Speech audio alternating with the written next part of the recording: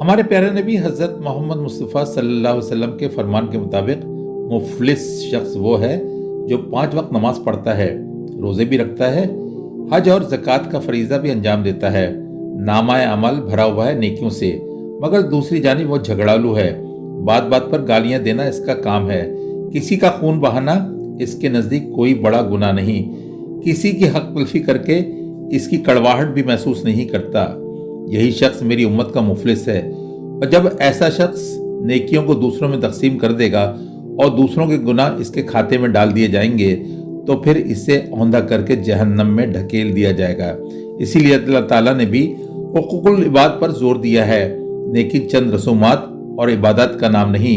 इसीलिए आयत 177 सूरह बकरा पहले जिक्र कर रही है इंसानी हुकूक का और आखिर में अल्लाह ताला नमाज और ज़कात का जिक्र कर रहा है।